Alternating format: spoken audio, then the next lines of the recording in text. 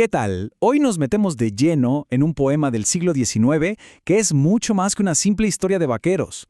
Es, de hecho, el poema épico que funda la identidad de Argentina y a la vez un grito de protesta que todavía se siente. Vamos a ver por qué esta obra es tan, pero tan importante. A ver, para arrancar, es fundamental entender esto que dice el propio autor, José Hernández. Ojo, él no quería escribir una obra de literatura súper pulida. Todo lo contrario, buscaba a propósito capturar la voz cruda, la voz real de su protagonista. Esas supuestas imperfecciones son en realidad la marca de autenticidad de un hombre sin estudios contando su verdad tal como le sale. Entonces uno se pregunta, ¿no?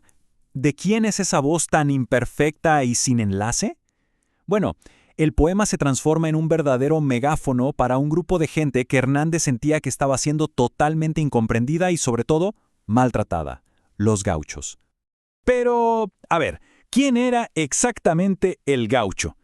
Pensemos en las pampas, esas llanuras infinitas. El gaucho era el hombre a caballo, el que vivía de la tierra, el habitante natural de ese espacio. Eran un símbolo de libertad, de autosuficiencia, y tenían su propia cultura, sus propias reglas, su propio código de honor. Y aquí Hernández no se anda con vueltas, Lo deja clarísimo. Su plan era pintar un retrato fiel sin adornos. Ni idealizar al gaucho como un santo, ni tampoco demonizarlo. Quería, simplemente, desafiar los prejuicios de la gente de la ciudad y mostrar al gaucho tal cual era, en carne y hueso. Y con este contexto, ahora sí aparece nuestro protagonista, Martín Fierro. Y lo primero que hace no es pelear ni cabalgar. No. Lo primero que hace Fierro es cantar, pero no canta de alegría. Canta para consolarse de una pena extraordinaria. O sea, desde el vamos el tono es de pura pérdida, de lamento. Claro, esa pena extraordinaria no salió de la nada. Tiene un origen, y para entender la dimensión de lo que Fierro perdió, primero tenemos que viajar un poquito al pasado, a ese mundo que le fue brutalmente arrebatado.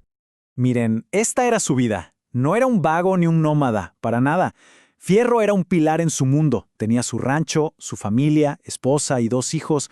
Era dueño de su propio ganado. Un tipo que trabajaba su tierra con orgullo, que tenía un hogar, una identidad completa. Y este contraste es brutal. Con sus propias palabras, Fierro nos pinta el abismo que hay entre la vida que tenía y la que tiene ahora. Es pasar del día a la noche.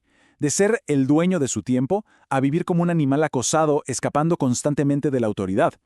¿Y cómo se rompe todo? ¿Cuál es el momento que lo cambia todo? La leva, el reclutamiento forzoso. De un día para el otro lo arrancan de su casa, de su familia y lo mandan al peor lugar imaginable, la frontera, a pelear en la guerra contra los indígenas. Ese lugar se va a convertir en su infierno personal. Y acá vemos cómo el sistema estaba podrido por dentro. Miren este engaño. Le prometen 6 meses de servicio y termina pasando más de 3 años ahí. ¿Le pagan? Jamás. Encima, lo obligan a trabajar en la chacra del coronel. O sea, el supuesto servicio a la patria era una mentira, era trabajo esclavo para que se enriquecieran los oficiales. Y si alguien piensa, bueno, esto es un poema, es ficción, error. Miren esto, es un recorte de un diario de la misma época, La Nación. Lo que Fierro cuenta en verso era una realidad documentada y denunciada. Sus quejas no eran una exageración, eran el día a día en esa frontera. Como era de esperarse, después de tanto abuso, Fierro no aguanta más y deserta, se escapa. Lo único que quiere es volver a su rancho, a su vida de antes.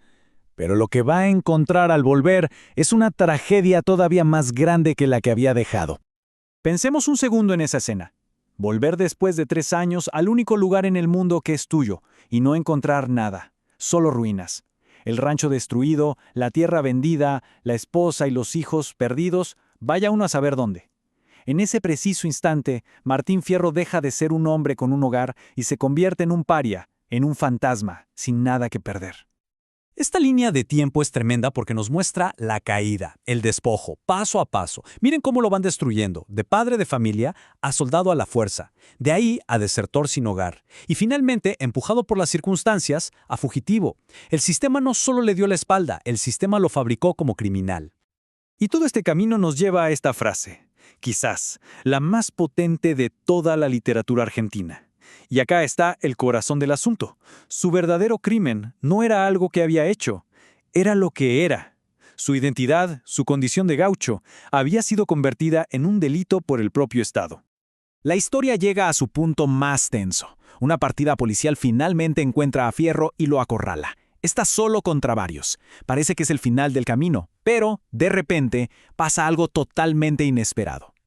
Resulta que en esa partida policial hay un sargento, un tal Cruz, y mientras mira a Fierro defenderse con una valentía increíble, algo se le despierta por dentro. Se da cuenta de que la historia de ese fugitivo al que tiene que arrestar es su propia historia. Es un momento espectacular, casi cinematográfico. Al ver cómo pelea Fierro, Cruz se planta y dice, «Basta, yo no voy a ser cómplice de que maten a un valiente como este». Y en un acto de rebelión total, se cambia de bando. Se pone a pelear codo a codo con Fierro en contra de sus propios compañeros. Y a partir de ahí, ya no es uno, son dos, hermanos, no por sangre, sino por desgracia. Y juntos van a tomar una decisión final, radical, una decisión que es, básicamente, la crítica más profunda que se le puede hacer a la idea de nación. Pensemos en la ironía tan grande de esto. El arquetipo del argentino, el gaucho, decide que su única oportunidad de encontrar algo de humanidad es irse a vivir con los mismos pueblos indígenas contra los que el gobierno lo obligó a luchar. Es un rechazo absoluto, un portazo al mundo civilizado que lo traicionó. La lógica de Fierro es tan simple como devastadora. Es decir, si acá en el mundo de las leyes y las instituciones no tenemos seguridad, bueno, habrá que buscarla en otro lado. Aunque ese otro lado sea el desierto, lo desconocido, el territorio bárbaro.